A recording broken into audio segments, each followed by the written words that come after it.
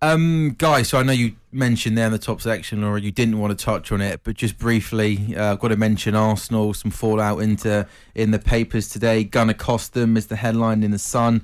Arsenal are facing a £50 million drop after the week when it all went wrong for Mikel Arteta's young team. Ray in the Times this morning, James Gearbrand, he's questioning some of the bizarre selections by Mikel Arteta, criticising the team he played, in particular alluding to the fact that he didn't play Tavares and then moved Xhaka, a central midfielder, over to left back. Were you surprised with the team selection? Because he has faced some criticism, Arteta. I think Xhaka, he's not a left back, is he? We know that. But I think that was I would have left him in central midfield, if I'm being honest. A little bit of he's always on the ball. He's decent when he's got the ball, and you know you can have a lot of possession against Brighton. So I think that was a little bit of a mistake, if I'm being honest. That I would have had him in central midfield from the start. But he's made that decision that they're not going to have a lot of play down the right-hand side, which in the end, the goal come from that area. The first goal from Trossard, which was a great goal, by the way. It was a fantastic goal.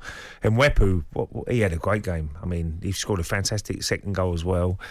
But yeah, I mean, Partey, they did miss him yesterday. I know he had a really poor game against Crystal Palace, but before that, he's just controlling midfield, the tempo, possession of the ball. He was very good.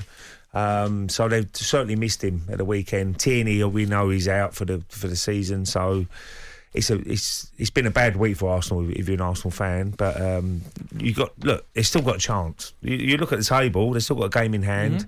They still can. I know goal difference now is going against them because Spurs are doing so well, but you just got to believe in yourself. You got to, as a player, you've got to sit down in that dressing room and say, come on, lads, we've still got a great chance. We're in a great position still.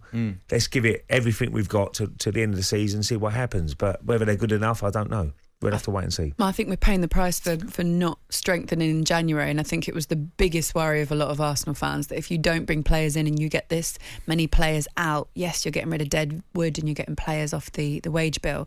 But what happens when you pick up an injury? People look at strikers, won't they? Yeah, Lacazette, he's not doing a it. prolific goal scorer. What do Arsenal do now, though, end of the season? Do they give Nketiah a run up front? Do they look to play, I don't know, a false nine? He'd be off, Nketiah. No, I don't think he's signed a new contract. Now until the end of the season. Do they persevere with Lacazette? Do you give Nketiah a go?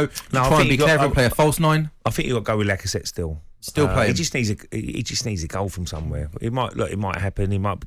But they've got Chelsea coming up. They've got some big games coming up.